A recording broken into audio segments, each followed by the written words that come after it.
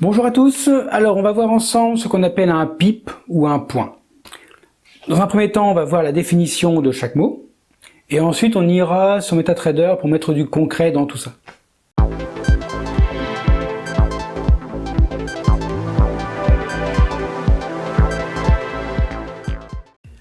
Alors dans cette vidéo, on va parler du marché des devises, donc du Forex, des matières premières, des indices, du volume des positions, de divers autres mots utilisés dans le trading. Les explications sur ces mots sont disponibles dans les liens qui se trouvent dans la description de cette vidéo. En trading, le terme PIP et point sont utilisés pour mesurer les variations de prix sur les marchés financiers. Voici leur différence. Alors, pour le PIP est une unité de mesure utilisée principalement dans le trading des paires de devises sur le marché d'échange, donc le Forex. Il représente le plus petit incrément de variation possible dans le prix d'une paire de devises. En général, la plupart des paires de devises sont cotées avec 4 décimales, sauf pour certaines paires qui peuvent avoir une cotation avec 2 décimales. Par exemple, si l'euro USD, donc l'euro dollar, passe de 1,3000 à 1,3001, cela équivaut à une variation de 1 pip. Certaines plateformes de trading affichent le dixième de pip. Alors pour le point est une unité de mesure utilisée dans d'autres marchés financiers tels que les contrats à terme, donc les futurs, les indices boursiers, les matières premières, etc. Contrairement au PIP, la valeur d'un point peut varier en fonction de l'instrument financier traité. Par exemple, dans le marché des contrats à terme sur l'indice SP500, un point peut représenter une variation de 1 dans l'indice. Donc si l'indice passe de 3000 à 3001, cela équivaut à une variation de 1 point. Le point est souvent source à controverse, car ce mot sert aussi à définir la variation la plus petite dans une plateforme de trading. Si on reprend l'exemple sur l'indice SP500, sa valeur est souvent écrite avec 2 décimales, donc d'un point de vue pratique, le passage de la valeur 3000 à 3001 sera de 1 point, mais d'un point de vue technique, le passage de la valeur 3000,00 à 3001,00 sera de 100 points. C'est compliqué, mais avec l'habitude, vous finirez par savoir, et puis vous verrez que ça n'influe absolument en rien le trading que vous allez faire. En résumé, la principale différence réside dans les marchés auxquels ces termes sont généralement associés. Le PIP est principalement utilisé dans le marché d'échange, donc le Forex, tandis que le point est utilisé dans d'autres marchés financiers tels que les contrats à terme, les indices, les matières premières, etc. De plus, le PIP est généralement une mesure fixe, tandis que la valeur du point peut varier en fonction de l'instrument financier traité. Alors, il est aussi important de noter que la valeur monétaire réelle d'un PIP ou d'un point dépend de la taille de la position, donc du volume que vous négociez. En effet, le PIP ou le point n'a pas de valeur en soi. C'est le montant investi multiplié par la variation du prix qui fera la valeur monétaire. Les traders doivent prendre en compte ces mesures lorsqu'ils calculent leurs profits et les pertes potentielles.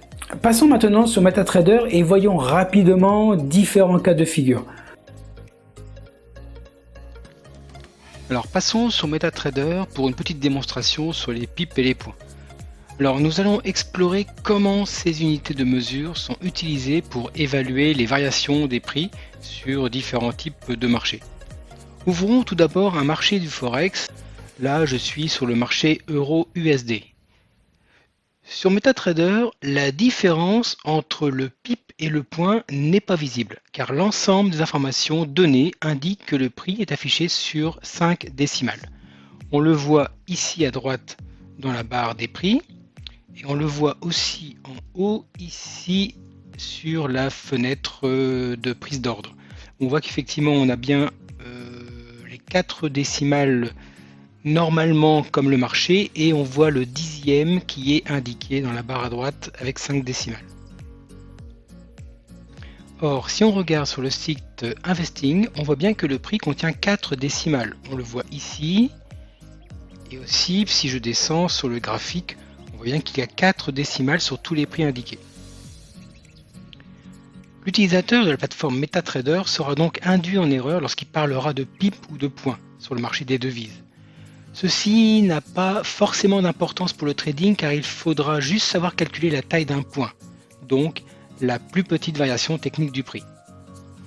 Je vous explique comment calculer ceci, mais n'hésitez pas à aller sur mon site internet, dont le lien est en description, pour récupérer l'indicateur gratuit qui s'appelle Alfred. Ce petit outil récupère les informations pour vous et vous fait quelques calculs bien pratiques. Donc là, je vous ai mis un exemple pour le marché euro-dollar où on voit quelques informations, dont les informations les plus importantes qu'on va voir tout à l'heure, c'est-à-dire la taille de contrat, la taille de lot, la taille d'un tick. Donc le tick, c'est aussi ce qu'on appelle le point technique de la plateforme. Et puis voilà, quelques informations dont des valeurs valorisées en euros, donc la valeur de votre compte, ça peut être toujours intéressant. Bon, pour l'instant, nous allons récupérer les informations du marché. Pour cela, on clique sur le groupe affichage et on choisit symbole. Puisque nous sommes sur le marché euro-dollar, on sélectionne le marché euro-dollar et on clique sur le bouton propriété. Dans la nouvelle fenêtre, vous trouvez plein d'informations, mais voyons vraiment celles qui nous intéressent. Il y a la précision, mais la simple vue du prix montre bien qu'il y a 5 décimales, donc ça, on va zapper. Par contre, la taille du contrat est très importante, car on voit que pour un volume de 1, il y a l'équivalent de 100 000 fois la valeur de la paire. En d'autres mots, si vous achetez pour un volume déclaré de 1, c'est comme si vous investissiez dans 100 000 fois la valeur de l'actif. Maintenant, c'est logique, car imaginez que vous achetiez l'euro-dollar au prix de 1,09275 et que vous le revendiez avec le cœur léger d'avoir fait un joli bénéfice au prix de 1,1. Vous pourriez vous targuer d'avoir fait un bénéfice de 1,1 moins 1,09275. Donc 0,00775 $. Waouh, bravo, quelle performance! Alors que si on prend la taille du contrat, le bénéfice est multiplié par 100 000. Donc vous avez gagné 725 $, ce qui est, avouons-le, largement meilleur. Pour revenir à nos propriétés, on enregistre la taille du contrat et on peut aussi enregistrer les informations sur le volume avec la taille minimale, maximale et surtout le pas du volume. Ceci nous permettra de définir avec précision la taille de la position qu'on veut engager sur les marchés. Maintenant, voilà comment utiliser ces informations. Pour calculer le montant entre deux niveaux de prix, vous prenez la valeur de ces deux niveaux de prix, évidemment, la taille de contrat, le volume utilisé, et vous faites le calcul suivant.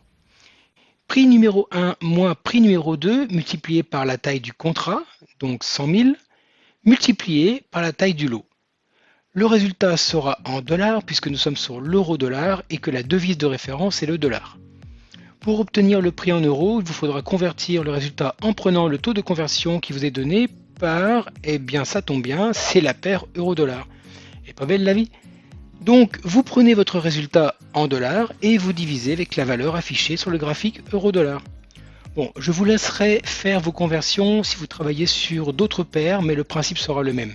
Pour revenir au sujet de cette vidéo, le PIP est de 0,001, donc l'unité connue sur le marché, et le point est 0,0001, donc la plus petite variation utilisée sur la plateforme MetaTrader. Comme on a vu tout à l'heure, il arrive en fait qu'on ait un petit défaut de langage et qu'on appelle le point technique un tick. Bon, ça c'est ce qui se passe sur la plateforme MetaTrader par exemple. Si on ouvre maintenant le graphique de l'indice S&P 500, on voit que le prix de l'indice est sur 2 décimales. Une visite sur le site de Boursorama montre que l'unité de l'indice S&P 500 est bien de 1, puisque là on voit qu'il vaut 4582,23 points. Une visite sur le site de Investing montre que l'indice est codé aussi sur 2 décimales comme Boursorama et comme MetaTrader. Donc si on regarde maintenant les propriétés de l'indice S&P 500, on se rend compte qu'il y a bien une précision de 2, donc on a bien 2 chiffres après la virgule, que la taille du contrat est de 1, et donc avec ça on va pouvoir calculer tous les écarts de prix pour pouvoir calculer les take profits, les stops et les risques que l'on engage sur un marché. Bon, maintenant je vais dédramatiser la situation car si vous commencez à vouloir impérativement comprendre les écarts entre un tick, un point, un pip, un point technique et un point pratique, vous allez péter un câble et c'est pas nécessaire. Dans mes débuts, en fait, quand j'ai commencé le trading, j'ai voulu comprendre vraiment les détails parce que je suis quelqu'un de très pragmatique, très pratique et je voulais vraiment comprendre pour faire mes calculs. C'est pas la peine. C'est vraiment pas la peine. J'avais une expression en fait qui était assez rigolote à l'époque, c'était quand je me trompais entre les pipes, les points et les tics, je disais que j'allais finir avec des tics, les points serrés en espérant ne pas casser ma pipe devant le marché quoi, avant d'avoir compris. Mais en fait, je me suis rendu compte que c'était pas du tout nécessaire.